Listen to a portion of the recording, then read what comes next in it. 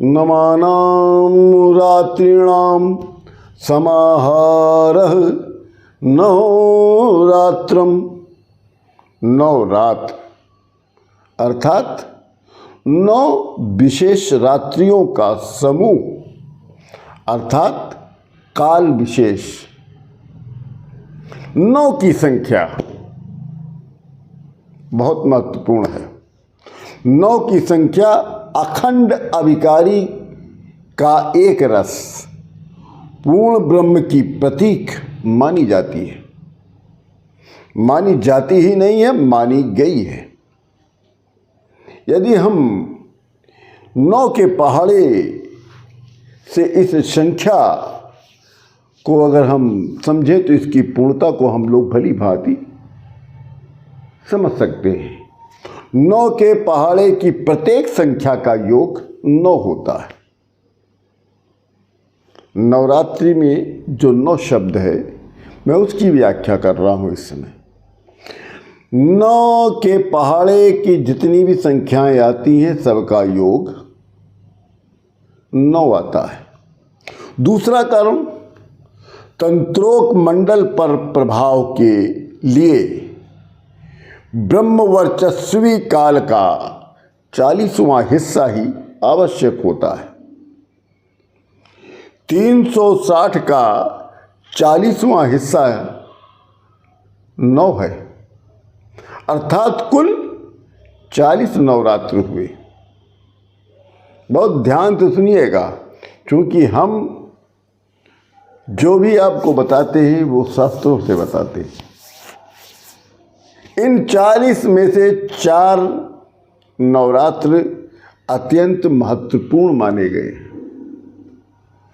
एक वर्ष में 2 आयन, एक वर्ष में 2 आयन परिवर्तन की संधि और 2 गोल परिवर्तन की संधियां होती हैं।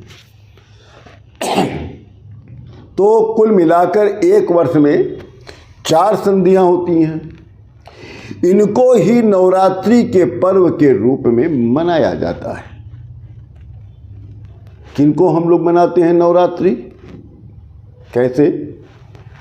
एक वर्ष में 2 आयन परिवर्तन की संधि और 2 गोल परिवर्तन की संधि होती है।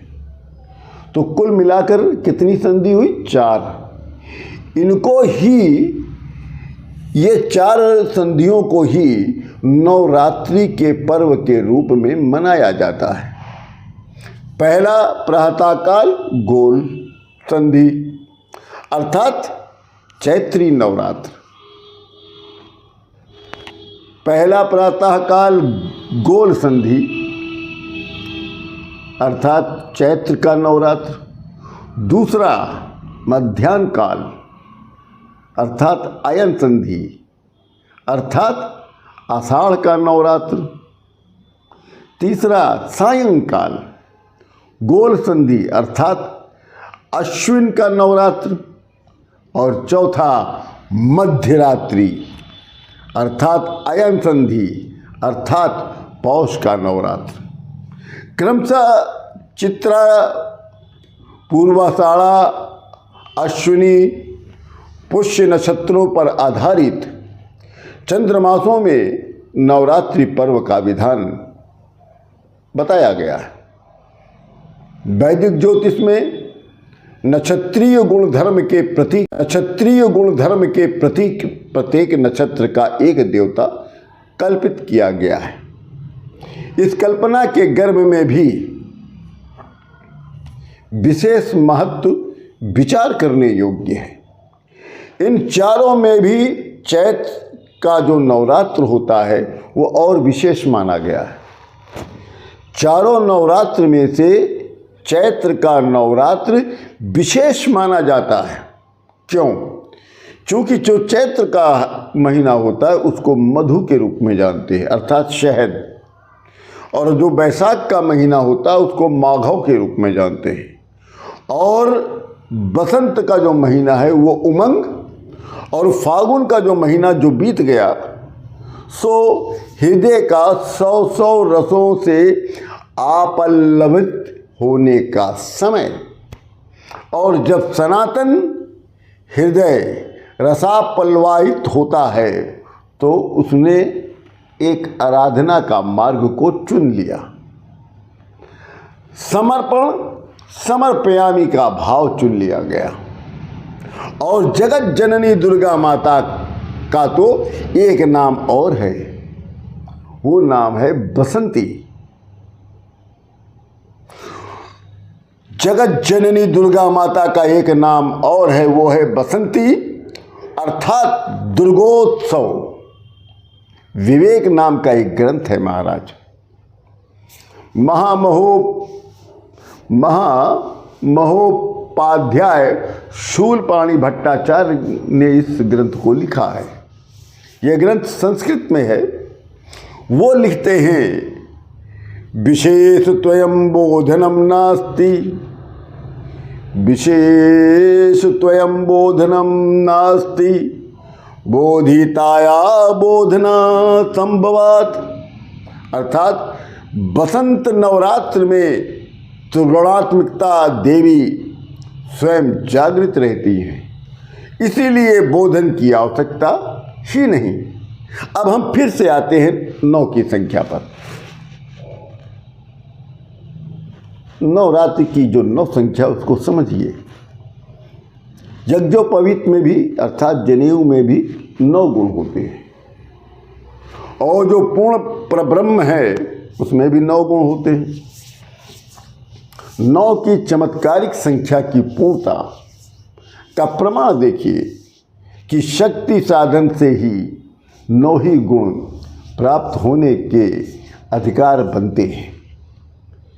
शम, दम, तप, शौच, क्षमा, सरलता, ज्ञान, विज्ञान और आस्तिकता, इन 9 गुणों से युक्त व्यक्ति ही शक्तिशाली कहा जाता है।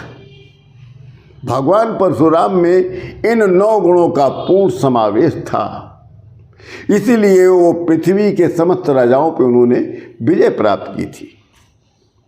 श्री रामचरितमानस में श्री रामचंद्र जी ने परशुराम जी के इन 9 गुणों की सराहना किया था।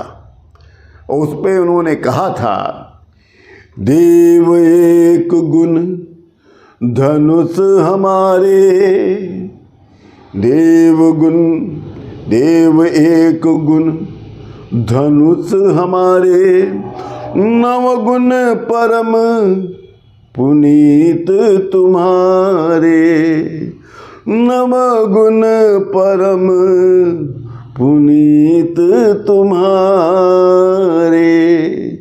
देव एक गुण धनुष हमारे। ओम नवानां रात्रीणां समाहारा नवरात्रम। इसी के साथ मैं अयोध्या से श्री योगी प्रमोद जी महाराज आप सभी लोगों को सादर प्रणाम करता हूँ।